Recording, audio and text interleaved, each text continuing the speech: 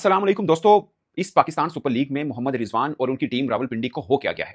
Converted Multan Sultan से वो हारे हैं। एक्चुअली में मुल्तान सुल्तान मोहम्मद रिजवान की टीम हुआ करती थी, मगर पिछला सीजन उनका अच्छा नहीं गया। मगर ओवरऑल पीएसएल के कामयाब कप्तानों में मोहम्मद रिजवान, शहीन शाह अफरीदी का नाम आता था। मोहम्मद रिजवान खेले शुरुआत में तो फाइनल जरूर खेले हैं, जीते भी हैं, 2 बार हारे भी हैं, मगर कहा जाता है कि पीएसएल में बड़े कामयाब कप्तान थे। लास्ट सीजन बहुत बुरा खेले और ये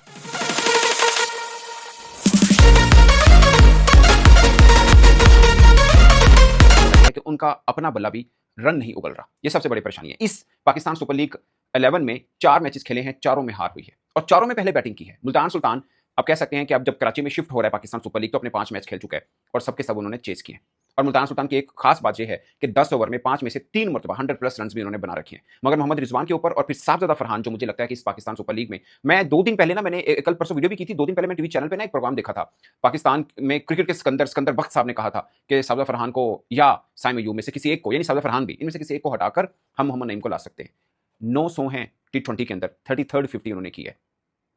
उनको निकाल दो और ले आओ। और इस पाकिस्तान सुपर लीग में मैं आपको उनके रन भी बता देता हूं। अभी तक जो 5 इनिंग्स खेली हैं, एक में 2 हैं, एक में 106 है, एक में 24, एक में 32, और जो लास्ट मैच खेला 68 उनके रन से। रावलपिंडी की सबसे बड़ी खामी, रावलपिंडी यानी मोहम्मद रिजवान की टीम की सबसे बड़ी खामी, और भी कुछ हैं लेकिन जो मेन चीज है, एक तो ये हो गया ना, एक प्राइम बॉलर निकल गया नसीम शाह, उसके ऊपर एक अलग वीडियो बनेगी, जो भी उन पर चीजें चल रही हैं वो एक अलग वीडियो उसमें जरूर आएगी।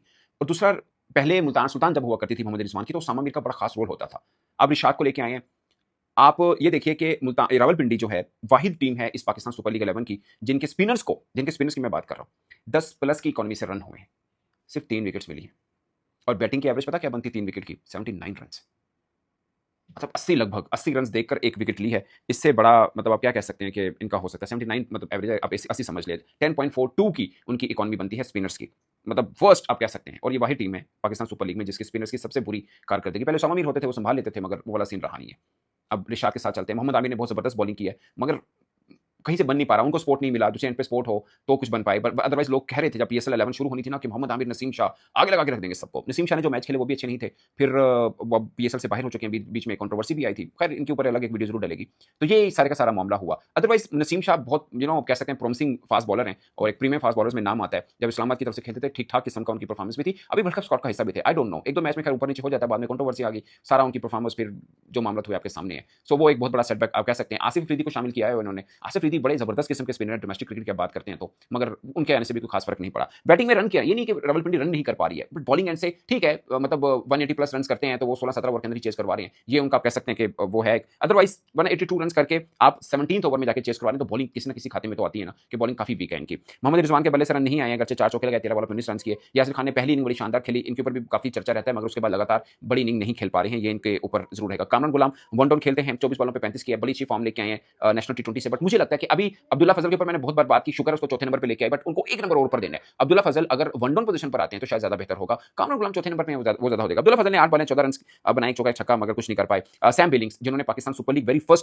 फर्स्ट मैच वो खेला हुआ है, मोहम्मद नवाज में बाय द वे खेला हुआ है, सो इन्होंने 56 रन किए हैं। फॉरेस्टर ने इस बार फिर छोटी मतलब कैमियो इनिंग जरूर खेली है, मगर बॉलिंग पर्सपेक्टिव के अंदर मुझे लगता है कि काफी वीक है रावलपिंडी। इस पे उनको देखना है। मिचल ने 2 ओवर के रेगुलर बॉलिंग करा रही है। वैसे ये मोहम्मद रिजवान की कप्तानी का खासा रहा है कि वो पार्ट टाइम या कह लें कि जो रेगुलर बॉलर नहीं होते उनको भी किसी न किसी तरह से फिट इन करते हैं, जैसे हम मुल्तान सुल्तान में देखते थे, खुशदिल शाह को उन्होंने किया था। मगर इस बार कुछ चमक नहीं आ रही उनकी, आप समझ लीजिए उनके अपने बल्ले से रन नहीं आ रहे, तो कप्तानी के ऊपर असर भी शायद इस तरह पड़ रहा है। बहुत से लोग उनके ऊपर बात भी कर रहे हैं कि मोहम्मद रिजवान की performance day by day T20 में गिरती जा रही है और ठीक ठाक किस्म का दबाव है, जिसका जवाब सिर्फ ये है कि मोहम्मद रिजवान के बल्ले से रन आने होंगे। 2021 में उनकी स्ट्राइक रेट 136 की थी, 2022 में 130 की थी, 2023 के अंदर 144 की बेस्ट स्ट्राइक रेट, 144 की स्ट्राइक रेट थी मोहम्मद रिजवान की, 24 में 111 की, 2025 में 128 की, और अब 2026 में 127 की। 2023 में बड़ी जबरदस्त फॉर्म में थे, बट उसके बाद उनके बल्ले से उस तरह से रन नहीं आ रहे और उनकी स्ट्राइक रेट भी बुरी जो है वो आप कह सकते हैं कि गिर रही है। मगर साबजा फरहान इस पाकिस्तान सुपर लीग में जिनकी तोती बोल रहा है और ठीक ठाक किस्म का उन पर बात होती है, मगर एक साहब हैं कराची के फॉर्मर क्रिकेटर हैं, उनको ये लगता है कि इनकी जगह पे नईम को शामिल किया जा सकता है। आई डोंट नो, मतलब हमारे यहाँ अभी तो खैर पीएसएल दोस्तों अगले फेज में शुरू हो रही है, वो कराची के अंदर मैचेस होंगे, वहाँ पे स्पिन का रोल मुझे लगता है जो हम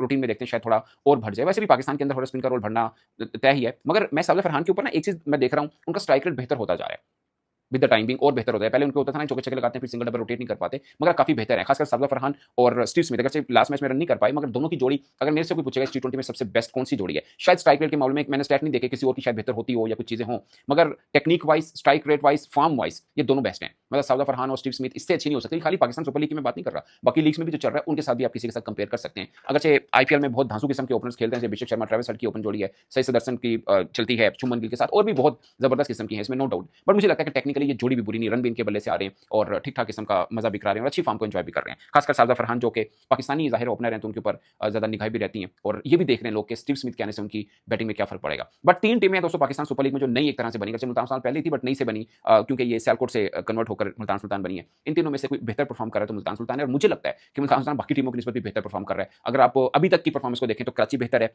लाहौर की बॉलिंग बहुत जबरदस्त है, मुल्तान सुल्तान ऑल टुगेदर बेहतर है, शायद बीच में कहीं बॉलिंग वाला एक आधा चीज उनकी और मजबूत हो जाए तो फेवरेट टीमों के अंदर वो शामिल हो सकती है। सो पीएसएल मजेदार चल रहा है, मैचेस हो रहे हैं, बट मुझे अफसोस हो रहा है कि रावलपिंडी रन नहीं कर पा रहा। ये इसलिए कि इधर से सॉरी रावलपिंडी जीत नहीं रहा, इधर से हैदराबाद भी हार रही है, उनका मुझे लग रहा है कि अगले मैचेस भी हारेगी, उनका कॉम्बिनेशन ही अच्छा नहीं है। मगर रावलपिंडी का कॉम्बिनेशन थोड़ा बेहतर किया जा सकता है, एक आधा बॉलर थोड़ा सा फॉर्म के अंदर आ जाए, थोड़ी और चीज बेहतर हो सकती है। उनका आमिर खान नए बॉलर्स में सबसे तीखा बॉलर मुझे लगा, जिनका पेस काफी अच्छा है, मगर वो नजर नहीं आ रही धार रफ्तार जो टीम को फायदा दे पाए। सो ये चीजें I am sure Mohammad Rizwan भी इन चीज पर काफी गौर कर रहे होंगे और ये बहुत बुरी परफॉर्मेंस है कि 15 मैचेस में 14 मैचेस हारे, सिर्फ एक मैच में जीत है। आई होप कि रावलपिंडी इस टीम अपनी खामी को देखेगी और अगर पीएसएल के अंदर कहीं पलट कर वार जरूर करेगी और बहुत जरूरी है ये पीएसएल के लिए कि कॉम्पिटिटिव मैचेस हों और 2 फ्रेंचाइज लगातार हारती जा रही है, बाकी 6 थोड़ी बेहतर खेल रही हैं, तो ये एक मजेदार काम नहीं होगा दोस्तों। इस पर अपनी राय कमेंट के सूत्र में जरूर आएगा। मेरी तरफ से इतना ही, इजाजत दीजिए।